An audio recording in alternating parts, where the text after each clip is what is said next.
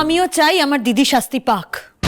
যে মানুষটার জন্য প্রত্যেক দিন আমার পরিবারের দিকে আঙুল ওঠে, যে মানুষটা নিজের বাবা মা বোনেদের ঠকাতে একবারও ভাবে না, তার কঠিন শাস্তি পাওয়াই উচিত। ওর এই অন্যায়গুলো আমি কোনোদিনও ভুলতে পারবো না। ও এতটাই নীচ যে নিজের স্বার্থের জন্য নিজের প্রত্যেকটা কাছের দূরের সমস্ত মানুষকে ক্রমাগত ঠকিয়ে গেছে। বাহ করি, বাহ বাহ, যে দিদিকে তুই এত ভালোবাসিস আর সেই তোর কাছে আত্মকেন্দ্রিক স্বার্থপর হয়ে গেল। বল, ঠিক সুযোগ বুঝে পাল্টি খেয়ে নিলি। আর তোর আমার পাশে দাঁড়ানো উচিত ছিল, সেটা না করে তুই এই বাড়ি সবাইকে সাপোর্ট করছিস। কাউকে সাপোর্ট করছি না, যেটা ঠিক সেটাকে সমর্থন করছি। আর এই কাজটা তোর অনেক আগে করা উচিত ছিল দিদি। আর তুই কোন মুখে আমার থেকে সমর্থন আশা করিস? তুই নিজের সমস্ত দোষের দায় আমার উপর চাপিয়েছিস, আমাকে মিথ্যেবাদী প্রমাণ করেছিস, সবার সামনে অপমান করেছিস। আর তারপর তুই আশা করছিস আমি তোর পাশে দাঁড়াবো? আমি মরে গেলেও তোর পাশে দাঁড়াবো না, কারণ সেটা আমার স্বভাব বিরুদ্ধ। আমি চিরকাল সত্যের পথে থেকেছি, সেইটাই থাকবো। হ্যাঁ হ্যাঁ, তোমার সত্যের নমুনা তো দেখতেই পাচ্ছি। দয়া করে ঘড়ি আর লোক হাসিও না। সবসময় না ওই সত্যের দেবী সেজে থাকলে চলে না, বুঝেছো? শুধু কথায় বললে চলবে না, বুঝেছো? কাজেও তার প্রমাণ দিতে হবে। ওই কথায় বলে না, ফাঁকা কলসি বাজে বেশি। এই হচ্ছে তোমার অবস্থা। আমার কোন কাজে আপনি ফাঁকা কলসির আওয়াজ দেখলেন ছোট পিসে মশাই? শুনুন, খড়ি যেটা মুখে বলে সেটা কাজেও করে। আমি কোনোদিন অন্যায়কে সমর্থন করিনি আর আজও করব না। আমার অতি বড় শত্রু এটা বলতে পারবে না যে আমি মিথ্যে ভরণ করি। আর সেটা যদি কেউ বলে থাকে তাহলে সে মিথ্যেবাদী। চুপ করো, অনেক শুনেছি আর নয়। কি ভেবেছো যে আবার বড় বড় কথা বলে ভালো মানুষে দিয়ে সবার মুখ তুমি চুপ করিয়ে দেবে? না, দুটি যদি শাস্তি পায় তাহলে তুমিও পাবে। আর এমন চরম শাস্তি পাবে তোমরা যে তোমরা কল্পনাও ভাবতে পারছো না। বড় মামি, ব্রো, তোরা ওদেরকে শাস্তি দে। They have ruined my life. Media, society, সবার সামনে আমার মাথাটা হেট হয়ে গেছে। ব্রো, আমি কিন্তু কোনোদিন ভাই ভাইয়ে ভাঙন চাইনি, বিশ্বাস কর। নিহাত, তোরা জোর করেছিলি বলে, আমার কোনো দোষ ছিল না, সেই জন্য আমি বিয়ের পিড়িতে বসতে রাজি হয়েছিলাম। আমি শুধু তোর কথায় এ বাড়ির সম্মান রক্ষা করার জন্য বিয়ের পিড়িতে বসতে বাধ্য হয়েছিলাম। আর মায়ের কথা কিছু মনে করিস না। দেখ, আমারই তো মা জাস্ট ইমোশনাল হয়ে আমার বিরুদ্ধে হওয়া অন্যায়টাকে কম্পেনসেট করতে বলছে। বাট ট্রাস্ট মি, আর কিচ্ছু চাই না এসব, আমার কিচ্ছু চাই না। তুই আজকে বল, আমি আজকে তোর জন্য প্রাণ দিয়ে দেবো। তো আমার জীবনটা তো শেষ হয়ে গেল এই দুটো মেয়ের জন্য।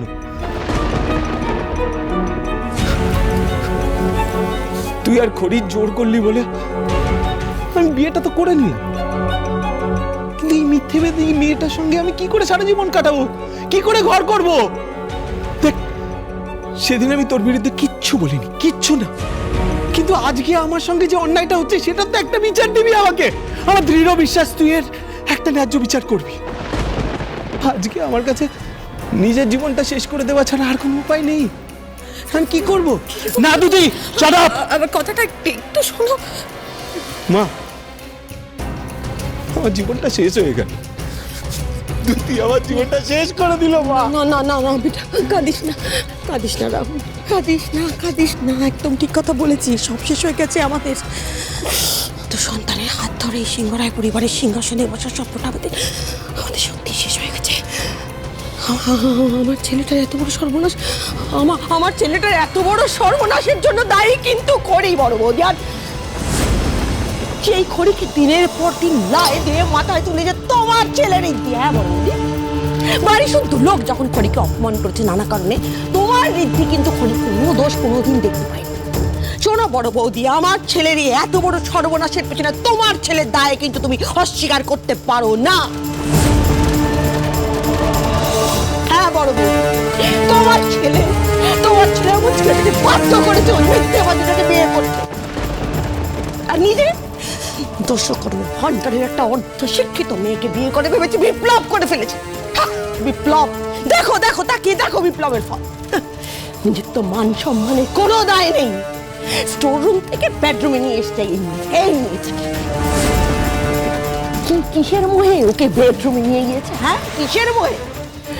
আমি তোমাকে আবার বলছি বড় বৌদি, সব কথা বাদ দাও, সব কিছু বলে যাও। আগে ফার্স্ট এন্ড ফরমোস্ট এই মেয়েটাকে শাস্তি দাও, খড়িকে শাস্তি দাও। আর শৈল কিরাই উঠতে পারে, ওকে আমি দেখে নেবো আমি ওকে। একদম ঠিক কথা বলেছেন বড় পিসিমণি। ঋদ্ধিমান বাবু, আপনি সবাইকে বাদ দিয়ে আগে আমাকে শাস্তি দেওয়ার ব্যবস্থা করুন, কারণ যা যা ঘটেছে তার জন্য দায়ী আমি, সব দোষ এই খড়ির। ঋদ্ধিমান বাবু, আপনাদের বাড়িতে জগদ্ধাত্রী পুজোর দিন আমার দিদিকে একদিন দেখে আপনি পছন্দ করে ফেললেন। ওর পরিবার কেমন, ওর শিক্ষা সংস্কার কি, এগুলো জানার কোনো প্রয়োজন বোধ করলেন না। আপনাদের এই বিশাল স্ট্যাটাসের সাথে ওর পরিবারের শিক্ষা সংস্কার মানানসই কিনা সেটা একবারও জানার কথা মনে হলো না আপনার। শুধু আপনার না, আপনাদের পরিবারের কারোর মনে হলো না। কারণ সিংহরায় পরিবারের বড় ছেলে ঋদ্ধিমান সিংহরায় পছন্দ করেছে, এক বাক্যে সেই পছন্দ সবাই মেনে নিল। আপনার তো জহুরির চোখ, কিন্তু দুর্ভাগ্যবশত আপনার এই জহুরির মতন চোখও সঠিক মানুষ চিনতে পারল না। কিন্তু তার জন্য দোষ হলো কার? আপনার না, আপনার এতে কোনো দোষ নেই। দোষ হলো আমার, দোষ হলো খড়ির। আর এই যে আপনার গুণধর ভাই, একটু আগে চোখের জলে ভেসে যাচ্ছিলেন, দুর্দান্ত অভিনয় করেন আপনি। ব্রো ব্রো করে দাদার কাছে ন্যায্য বিচার চাইছিলেন। সেই ভাই যে নিজের দাদাকে বেস্ট ফ্রেন্ড মনে করে, একটু আগে কি বললেন উনি? প্রাণ দিয়ে দিতে পারেন। সেই দাদার হবু বউকে নিয়ে বিয়ের মণ্ডপ থেকে পালিয়ে যাওয়ার আগে 2 মিনিট উনি ভাবেননি। কিন্তু তাতে দোষ কি আপনার ভাইয়ের হয়েছে? না, আপনার ভাইয়ের হয়নি, হয়েছে খড়ির।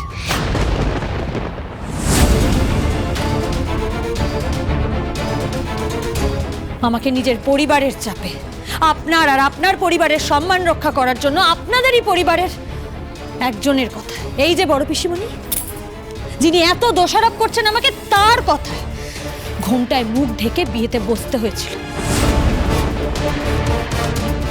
আমার নিজের ইচ্ছের বিরুদ্ধে আপনাকে বিয়ে করতে হয়েছিল। আমি বারবার বিয়েটা ভেঙে উঠে যেতে চেয়েছিলাম, আপনি হতে দেননি। আপনি জেদ করে বিয়েটা করেছিলেন।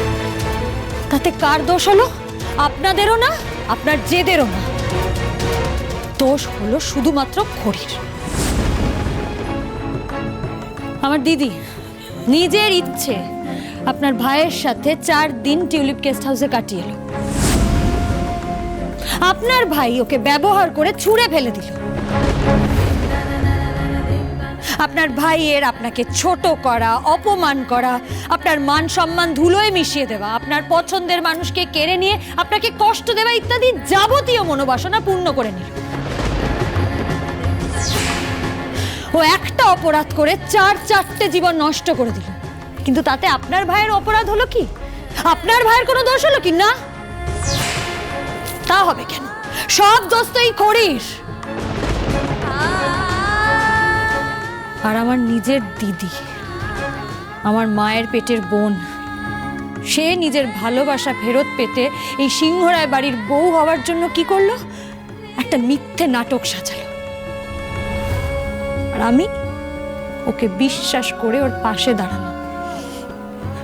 আপনাদের সবার মতন আমিও ঠকে গেলাম। কিন্তু তাতে ওর দিকে আঙুল উঠছে কি? না, কারণ তাতেও তো দোষ এই খড়ির।